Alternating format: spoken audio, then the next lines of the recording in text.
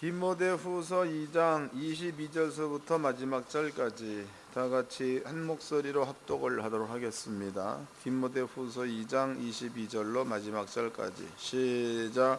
또한 내가 청년의 정욕을 피하고 주를 깨끗한 마음으로 부르는 자들과 함께 의와 믿음과 사랑과 화평을 좇으라. 어리석고 무식한 변론을 버리라. 이에서 다툼이 나는 줄을 알미라. 마땅히 주의 종은 다투지 아니하고 모든 사람을 대하여 온유하며 가르치기를 잘하며 참으며 거역하는 자를 온유함으로 징계할지니 혹 하나님이 저희에게 회개함을 주사 진리를 알게 하실까 하며 저희로 깨어 마귀의 올무에서 벗어나 하나님께 사로잡힌 바 되어 그 뜻을 쫓게 하실까 함이라. 아멘. 저번 시간에 우리가 공부한 내용 가운데서 여기에서 사도 바울이 사랑하는 제자 디모데한테 뭔가를 아주 강력하게 요구를 하고 있습니다. 그 가운데서 14절입니다. 14절. 너는 저희로 이 일을 기억하게 하며 말다툼을 하지 말라고 하나님 앞에서 엄히 명하라. 이는 유익이 하나도 없고 도리어 듣는 자들을 망하게 함이니라 그랬습니다.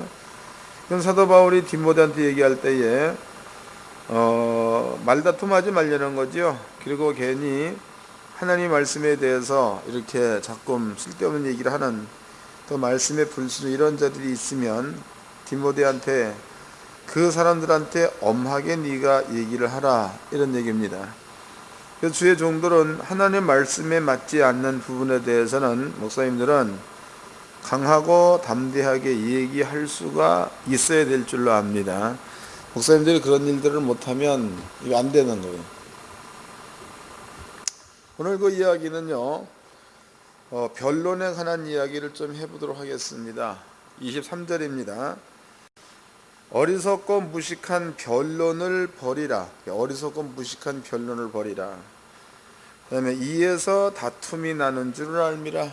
어리석고 무식한 변론 가운데서 다툼이 일어난다. 26절입니다. 저희로 깨어 마귀의 올무에서 벗어나 하나님께 사로잡힌 바 되어 그 뜻을 쫓게 하실까 함이라 그랬으니까 어리석고 무식한 변론을 피하고 또 하나님의 말씀 진리에 대해서 잘 가르치면 마귀 가운데 놓여있던 사람들을 건져내서 하나님 쪽으로다가 옮길 수 있다 이런 얘기를 합니다. 여기에서 이제 어리석고 무식한 변론이라는 게 뭐가 있는가 이런 것들을 한번 오늘날에 비춰가지고 좀 이렇게 생각해 보도록 하겠습니다.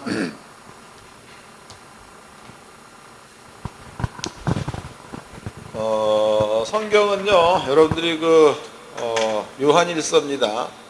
요한복음이라든가 요한 1, 2, 3서죠. 여기를 보게 되면 사도 요한이 요한복음, 요한 1, 2, 3서를 쓸 때에는 학자들은 이 사람들이 영지주의자들을 향해서 이 글을 썼다라고 말하는 사람들도 있습니다. 그 영지주의라는 것은 뭐냐? 그 영지주의라는 것은 플라톤의 그 철학을 바탕으로 해서 만들어진 그러한 그 이론을 말합니다. 이제 그 영지주의라는 것은 영은 선하고 육은 악하다는 겁니다. 그래서 어떤 그 우주 가운데서 이런 그 영적인 큰 힘, 이 가운데서 하나가 떨어져 나와가지고 이 영이 나무 속에 들어갔다. 그러면은 그 영에 의해서 나무가 만들어졌다. 또 이 영이 사람 속에 들어갔다. 그러면 그 영에 의해서 사람이 만들어졌다. 이렇게 주장하는 이론들이잖아요. 그래서 육은 어차피 육이기 때문에 막 살아도 되지만 영은 선한 게 영이다. 이렇게 주장하는 것들이 영지주의자들입니다. 그래서 여기에서 우리나라에 보면 여러분들이 이단으로 얘기하는 구원파 그러한 경우에도 그 사람들의 그 이론으로 본다면 틀린 게 없습니다. 근데 행위로 본다면 틀린 점이 많이 있죠. 그들은 어차피 구원을 받았다. 그러므로 죄를 져도 된다. 이런 이론은 안 맞는 내용입니다. 이런 것들은 상당히 위험한 발상이라는 겁니다. 그러면 이런 것들을 교회 안에서 뽑아내기 위해서 기록된 글들이 성경입니다. 또 제가 또 오래전에 그분 이름이 박형영 박사인가 그 양반이 쓴 누가복음의 서론, 이걸 내가 읽어본 적이 있습니다. 근데 거기에서도 누가복음이라는 그 책이 나오기 이전에 먼저 누가복음이라는 책이 있었다는 겁니다. 누가복음이라는 책이 나오기 전에 누가복음이라는 책이 있었다는 거죠.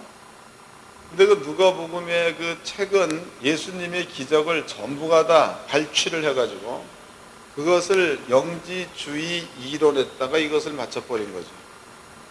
그러니까 기적 나타난 것도 맞는 건데, 근데 내용적인 면에서 영지주의, 큰 신적인 존재가 거기서 떨어져 나온 그 영들, 이런 것들로 인해 가지고 이런 기적이 일어난다 이렇게 바꿔버린 거니까 사람들이 미혹당하기가 매우 쉽다는 겁니다. 그럴 때에 이런 것들을 배척해내기 위해서 쓰여진 그러한 글들이 신약성경이다 혹은 누가복음이다 이런 주장을 했던 것들 제가 읽어본 기억이 있습니다. 성경이라는 것은 이런 그 세미한, 아주 이런 것들은 위험한 세상입니다. 이런 것들을 세미한 것들까지도 건져낼 수 있도록 하기 위해서 쓰여진 게 성경입니다. 성경은 이것도 깊다는 이야기죠. 그러면 이런 이야기들이 이제 구약 성경에는 초대교회 당시에는 그 주변에 만연되어 있는 사상입니다. 이런 것들로부터 성도들을 건져내기 위해서 쓰여진 것들이 신약 성경이다 혹은 누가복음이다 이렇게 보았을 때에, 그러면 이제 그때 당시로는 영지주의라는 게 있으니까 그렇다고 치더라도 오늘날에는 우리는 이걸 어떻게 이해를 할 것이냐, 오늘날입니다. 이제는 그 성경적으로 한 두세 가지 정도만 제가 이렇게 한번 비교를 해보도록 하겠습니다. 먼저 야고보서입니다. 야고보서 5장입니다.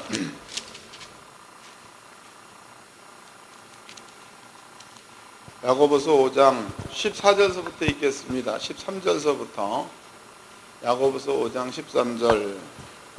너희 중에 고난당하는 자가 있느냐? 저는 기도할 것이요 즐거워하는 자가 있느냐? 저는 찬송할지니라. 14절. 너희 중에 병든 자가 있느냐? 저는 교회의 장로들을 청할 것이요 그들은 주의 이름으로 기름을 바르며 위하여 기도할지니라. 믿음의 기도는 병든 자를 구원하리니 주께 저를 일으키시리라 그랬습니다. 그럼 여기 이제 그 야고보서의 기자가 너희 가운데에 병든 자가 있느냐? 그러면은 교회 가서 장로들을 청하라는 거죠. 그리고 장로들은 기름을 바르면서 병 낫기를 위해서 기도하라 이런 얘기를 합니다. 그럼 이것은 분명히 야고보가 한 얘기입니다. 병든 자가 있느냐? 장로를 불러라. 기름을 바르며 기도하라. 이 내용이다고. 근데 이것이 이제 오늘날에 와서는 약을 쓰라 라고 기록되어 있지 않느냐. 그래서 끄집어 당기는 성경 구절이 야고보서 5장 이 부분을 끄집어 당기죠. 그때 당시에도 기름을 바르며 이것은 약이 아니냐. 그러니까 약을 먹으면서 기도하는 그런 것들이 정서가 아니냐 이런 얘기합니다. 여러분들 이 부분들도 이해를 잘 하셔야 되는 거예요. 너희 가운데 병든 자가 있느냐? 그럼 병든 자가 있으면 말 그대로라면 이 기름이 약이다면 약. 그렇다면은 병든 자가 있으면은 교회로 가면 안 되잖아요. 장례로 가면 안 되는 거죠. 그럼 병든 자 어디로 가야 되는 거예요? 이 말대로라면 병원으로 가야 맞는 거죠. 병원. 뭔 얘기인지 아시겠어요? 이해가 안 되는가 보네. 14절. 너희 중에 병든 자가 있느냐? 저는 교회의 장로들을. 그러면은 병들었으면 오늘날의 논리대로라면 병원으로 가야 맞는 거지요. 근데 여기에서 병든 자가 있느냐? 저는 교회의 장로들을 청할 것이요. 교회로 가려는 거예요. 교회 가서 그 교회 장로들을 청할 것이요. 장로들은 주의 이름으로 그랬다. 주의 이름으로 기름을 바르며 위하여 기도할지니라 해서 주의 이름으로 기름을 받으며 기도하라. 이 말 역시도 약과는 관계없는 이야기입니다. 약과는. 그냥 기름이라는 것은 그냥 하나의 그 도구로 딱 쓰여질 뿐이지 이게 약과는 관계없다는 거지. 근데 만약에 이제 여러분들 그 이스라엘 땅에는 그 감람류 같은 것들이 상당히 흔합니다. 근데 우리나라에는 이런 기름보다도 물이 흔하죠, 물. 그럼 여기에다가 기름을 넣은 이 자리에다가 물을 집어넣어도 맞는 이야기입니다. 너희 가운데에 병든 자가 있느냐? 그럼 교회로 가려는 거야. 교회 장로들은 기름을 바르며 주의 이름으로 기도하라. 그 말 가운데는, 주의 이름 가운데는 예수가 모든 질병을 가지고 갔다는 말도 주의 이름 가운데 포함되어 있다는 거죠. 그러면 야고보서 기자가 하고 있는 그 말은 믿음으로 병을 고치려는 거예요? 병원 가서 병을 고치려는 거예요? 여기 말은 믿음으로 병 고치려는 겁니다. 병원 가서 병 고치 이런 말이 아니다고. 근데 오늘날의 그 주의 종들이 이 말씀을 인용을 해서 야고보도 약을 사용을 해서 병을 고쳐라 라고 얘기했으니까 교회 안에서 우리도 약과 기도를 병행해 가지고 병을 고치는 게 맞지 않느냐 이런 얘기 한단 말이에요. 그러면은 성경은 이런 의미로서 하는 말이 아닌데 자기 식대로 해석을 해 가지고 이런 말을 했다면은 아니다. 이것은 말씀을 믿고 기도도 병 고치라는 거다. 이 사람은 아니다. 약으로 해서도 고치라는 이야기다.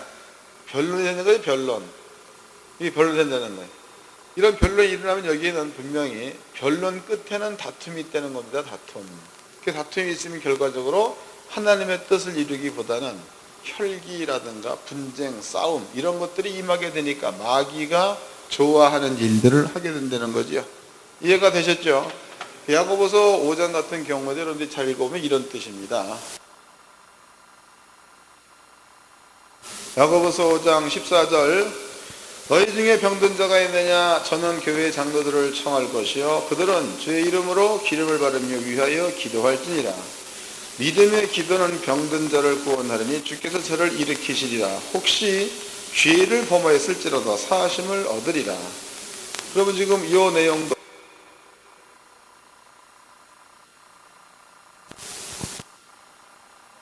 일반적으로 하면 예수 이름을 믿고 고쳐라 이런 뜻이 뭡니다. 성경을 또 찾아보도록 합시다. 요한복음 이게 왜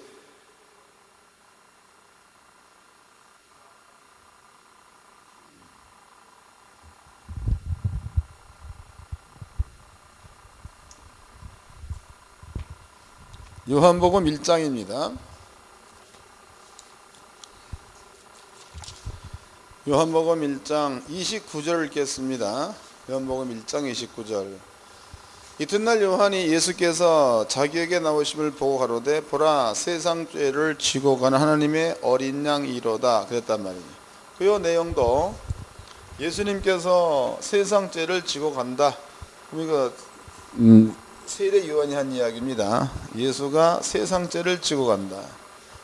그러면은 세상 죄 이렇게만 나와 있지 여기에 자범죄라는 말이 없습니다.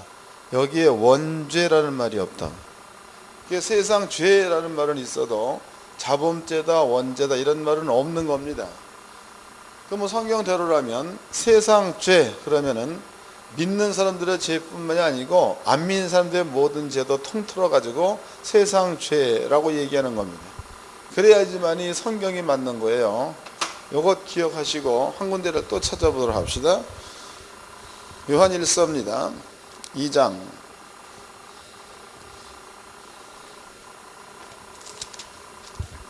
요한일서 2장 1절서부터 읽겠습니다. 나의 자녀들아 내가 이것을 너희에게 쓰면 너희로 죄를 범치 않게 하려 함이라. 만일 누가 죄를 범하면 아버지 앞에서 우리에게 대언자가 있으니 곧 의로우신 예수 그리스도시라. 저는 우리 죄를 위한 화목제물이니 우리만 위할 뿐 아니요. 여기까지는 믿는 자들을 말하는 겁니다. 예수는 우리 죄를 위한 화목제물이니 우리만 위할 뿐 아니요. 온 세상의 죄에서 온 세상은 안 믿는 사람들의 죄도 예수님이 가지고 죽었다 이런 뜻이죠. 이것을 요한복음 1장에서는요 예수가 올 때에 세상 죄를 지고 가는 예수를 보라 이렇게 표현했습니다. 여기에는 원죄, 자범죄 나눠지지 않았다는 겁니다. 그럼 예수가 세상 죄를 짊어지고 죽었다라는 이 말 가운데는요, 우리가 신학적으로 알고 있는 원죄라든가 자범죄 이런 모든 것들이 세상 죄 가운데 있어서 이 모든 죄를 예수가 짊어지고 죽었다, 이렇게 읽어야 맞다는 거지. 그러면은 세상에는 죄가 있느냐 이거죠. 이 말대로 하면 그러면 결론이 세상에 죄가 있다라고 대답을 해야 맞는 거예요, 없다라고 대답을 해야 맞는 거예요. 세상 죄를 짊어지고 갔으면 세상엔 죄가 없다라고 대답을 해야 맞는 겁니다. 근데 만약에 여러분들이 세상에 죄가 있다라고 대답을 한다면 알기는 아는데 믿는 것은 아니죠. 맞아요? 알긴 아는데 믿는 건 아니에요. 그 다음에 이제 이것은 아까 우리가 또 읽어봤던 내용입니다. 히브리서에 보면 예수가 세상 죄를 가지고 죽었기 때문에 저희의 죄와 저희의 불법을 하나님이 다시는 기억하지 않겠다라고 하나님께서 선언해 놨다. 선언. 그러면은 세상 죄를 예수 가지고 갔다, 이것을 100% 믿어버린다면 죄와 불법을 다시 기억하지 않겠다는 말도 믿어지는 거다고. 근데 세상 죄가 그냥 있다, 이런 것들을 그냥 있다로 믿는다면 저희의 죄와 저희의 불법을 내가 다시는 기억하지 않겠다, 이 말을 믿을 수가 없다는 거죠. 그럼 이 말 역시도 진리는 세상 죄를 예수가 짊어지고 죽었다, 그러므로 세상엔 죄가 없다, 이렇게 얘기해야 이게 일관성 있는 얘기입니다. 그런데 만약에 예수가 원죄는 가지고 죽었다, 근데 자범죄는 그냥 우리한테 있다, 이래버리면 이것은 사람이 만들어 놓은 생각이 되는 거다고. 때문에 세상 죄를 가지고 죽었다는 요 내용과 죄 없다 요 내용과 예수님께서 원죄는 가지고 죽었지만 자범죄는 있다는 요 내용과 요 두 가지가 서로 부딪히게 되면 이건 역시도 변론거리가 된다는 거죠. 여기에도 다툼이 있다는 거예요. 그 다음에 또 한 가지, 그 외에도 많은데 세 가지만 예를 들겠습니다. 또 한 가지, 히브리서입니다. 히브리서 2장 14절서부터 읽겠습니다. 히브리서 2장 14절. 자녀들은 혈육이 함께 속하였으며 그도 또한 한 모양으로 혈육이 함께 속하심은 사망으로 말미암아 사망의 세력을 잡은 자 곧 마귀를 없이 하시며, 그럼 예수가 땅에 온 것은 마귀를 없애기 위해서 왔다는 거죠. 마귀를 없애기 위해서. 그 다음에 15절. 또 죽기를 무수함으로 일생에 매여 종로로 타는 모든 자들을 놓아주려 하심이라 그랬습니다. 그럼 예수가 땅에 온 것은 마귀를 없애고 마귀한테 매여있는 사람들을 풀어주기 위해서 예수가 왔다, 이렇게 말하고 있습니다. 그 다음에 또 요한일서입니다. 요한일서 4장이죠.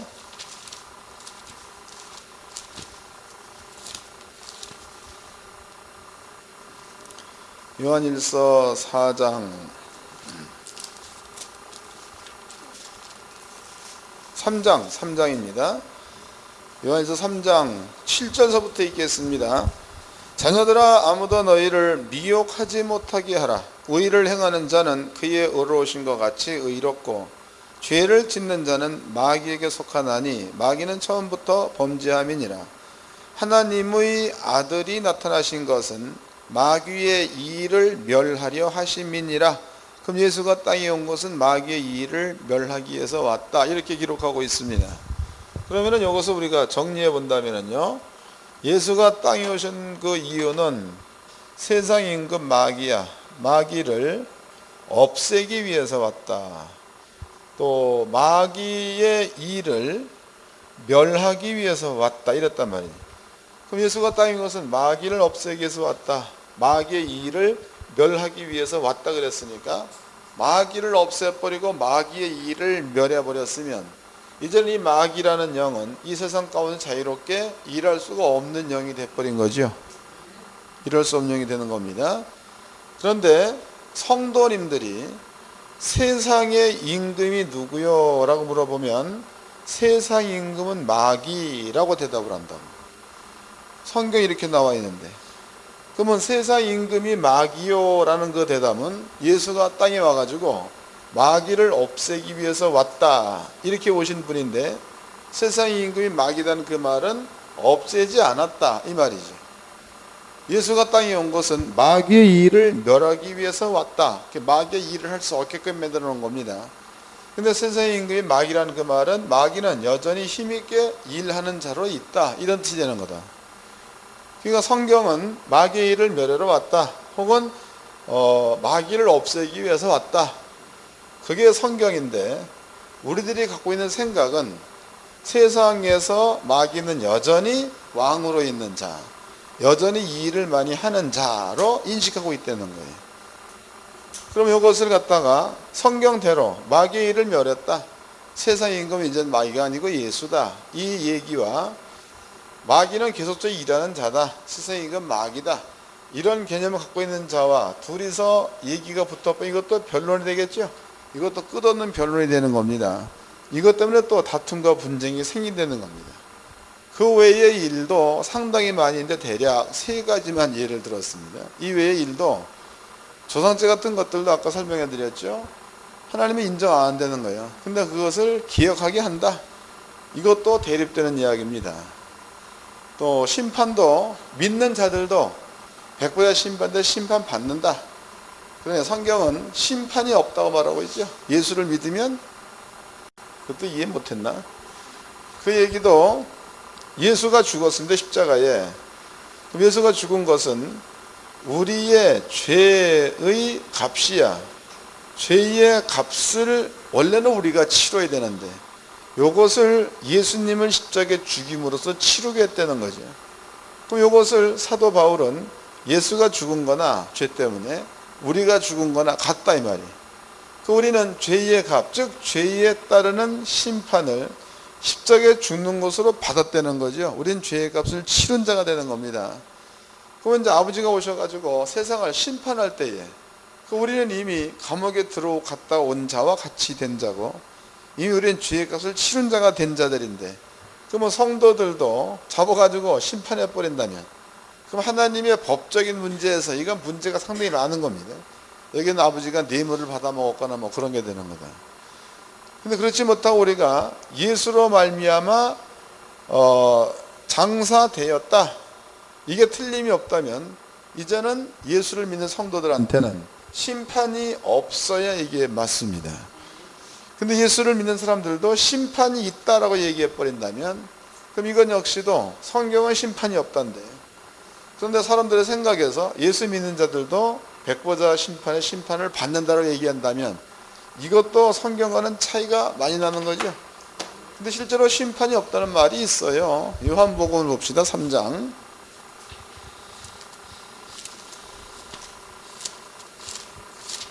요한복음 3장.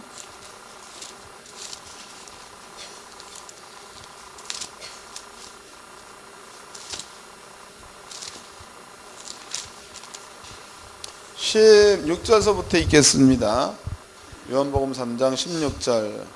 하나님이 세상을 이처럼 사랑하사 독생자를 주셨으니 저를 믿는 자마다 멸망치 않고 영생을 얻게 하려 하심이니라. 하나님이 그 아들을 세상에 보내신 것은 세상을 심판하려 하심이 아니요 저로 말미암아 세상이 구원을 받게 하려 하심이라. 저를 믿는 자는 심판을 받지 아니하는 것이요. 그럼 예수를 믿는 자는 심판 받는데 안 받는데, 이게 심판 왜 안 받는 거예요? 예수가 대신 죽었다, 그 얘기는 심판 예수가 받았다는 겁니다. 그러므로 예수 믿는 자는 심판이 없는 겁니다. 그러면 성경에 이렇게 나와 있는데, 많은 그 말세론자들이 예수를 믿어도 뭐 행위의 심판 얘기하고 의의 심판, 여러 가지 얘기를 많이 합니다. 이건 역시도 성경은 예수가 우리 대신에 십자가에 죽었다는 그 말은 우리가 예수와 함께 죄값을 치른 것과 같이 돼버린 거니까, 이 사실을 마음 가운데 믿음으로 갖고 있는 자들은 이미 심판을 받은 자가 된 것이므로 심판이 없다. 이게 예수님이 한 말씀입니다. 근데 개중에 많은 사람들이 성도들도 백부대 심판대에서 심판을 받는다라고 얘기하죠. 그럼 이것도 서로 간에 이렇게 변론하다 보면 끊임없는 변론이 되고 다툼이 일어난단 말이에요.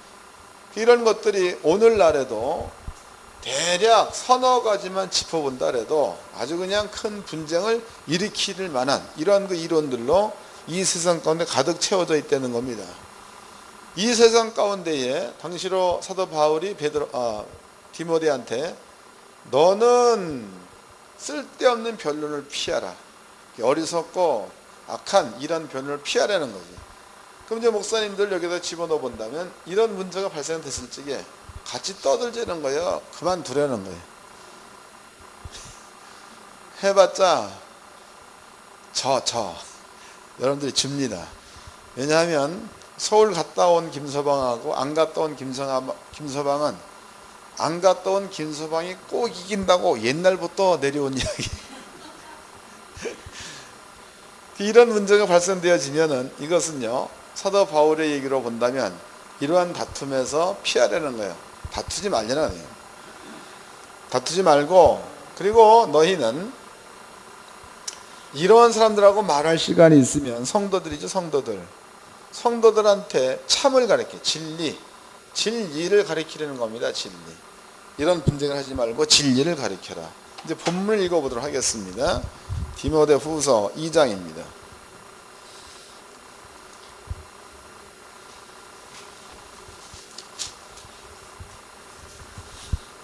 22절입니다. 또한 내가 청년의 정욕을 피하고 주를 깨끗한 마음으로 부르는 자들과 함께 의와 믿음과 사랑과 화평을 쫓으라. 어리석고 무식한 변론을 버리라 그랬죠. 이에서 다툼이 나는 줄을 알미라. 그러니까 여러분들이 이런 것 가지고 뭐 네가 옳다 내가 옳다 끊임없이 떠들면 은혜롭지 못하다는 겁니다. 그러니까 그렇게 얘기하면 그 사람이 계속 떠들려고 하려는 거죠. 그리고 그냥 나오려는 거예요. 괜히 앉아가지고 쓸데없는 얘기하지 말고. 24절입니다. 마땅히 주의 종은 다투지 아니하고, 주의 종들은 싸우래 싸우지 말래. 근데 여러분들은 안 싸워요? 노예 가면 안 싸워? 의견이 안 맞으면 또 안 싸워요? 막 싸우지요. 싸워가지고 등져버리면 다음에 얼굴도 안 보려고 하잖아요. 마땅히 주의 종은 다투지 아니하고 모든 사람을 대하여 온유하며 가르치기를 잘하며 참으며. 그러니까 주의 종도 해야 될 일들은 온유하라, 잘 가르쳐라, 참아라. 거역하는 자를 온유함으로 징계할지니, 말씀에서 벗어난 그러한 자들은 온유함으로 징계하래, 책망하라는 거죠. 혹 하나님이 저에게 회개함을 주사 진리를 알게 하실까 하며, 그러면 책망할 때에도 깨달음이 있다는 거지. 말씀을 바로 증거해서 그 말씀을 얘기했을 때에 그 깨달은 책망의 말들이 사람들의 마음 가운데는 또 채찍이 되고 변화시킬 수 있는 생명이 된다는 겁니다. 26절, 저희로 깨어 마귀의 올무에서 벗어나 하나님께 사로잡힌 바 되어 그 뜻을 쫓게 하실까 함이라 그랬단 말이에요. 그러니까 이런 그 쓸데없는 가운데 머물러 이러한 자들이 이러한 가운데 있는 자들한테 주의 종들끼리 붙었다 그러면은 이게 떨어지라는 거예요. 싸우지 말고. 근데 교회 안에 성도들이 만약에 이러한 그 변론할 수 있는 말 가운데 미혹되어 있다 그러면 성경에는 심하게 책망함으로써 꾸짖으라는 거죠. 그러면 이 사람은 여기에서 빠져나올 수가 있는 일도 생긴다는 거예요. 근데 이러한 성도들 향해서 목사님들이 야단을 못 친다 그러면은 그 책임은 목사한테 있다는 겁니다. 파수꾼의 비유를 아시겠죠? 파수꾼이 나팔을 불면, 그리고 전쟁에 나가지고 싹 죽으면 책임이 없다는 거예요. 근데 파수꾼이 나팔을 불지 않아 가지고 전쟁에 딱 죽어버리고 그 책임은 파수꾼한테 있다, 이런 말이 있습니다. 그 여기에서도 목사님들이 쓸데없는 변론, 값없이 없는 말, 이런 것들 가운데 머물러 있으면 그러면 그 사람은 창피스러운 사람이라는 거예요. 그렇지 않고 이런 변론이 있을 적에 그냥 돌아서 버리라는 거죠. 말하지 말고. 그리고 교회 안에 있는 사람들한테는 이런 가운데 빠져 있으면은 심하게 잔소리해서라도 거기서 돌이키게 만드는 그것이 곧 주의 종들이 해야 될 일일 줄로 압니다. 그리고 성경에서는 주의 종들은 다투지 말라는 거예요. 다투지 말고 그 다음에 오래 참으라는 거죠. 그리고 온유하라는 거예요. 그 모든 자들을 수용하고 용서하고 이러한 자리에 있어라. 이게 사도 바울의 명령입니다. 명령. 오늘날에도 목사님들이 이런 것들은 곰곰이 생각해 보시고 좀 지켜야 될 줄로 믿습니다. 그리고 진리를 알려고 노력들을 많이 하세요. 절대로 환상 보고는 살 수 없습니다. 환상이나 꿈이나 이것 가지고서는 자기의 길을 알 수가 없습니다. 그러나 하나님의 말씀이 속에 믿음과 되어 있으니 이것은 그 말씀이 길을 찾아준다는 거죠. 이게 매우 중요한 겁니다. 이것으로 디모데후서 강의를 2장 강의를 마치겠습니다. 옆 사람과 인사합시다. 공부하시냐고 고생하셨습니다.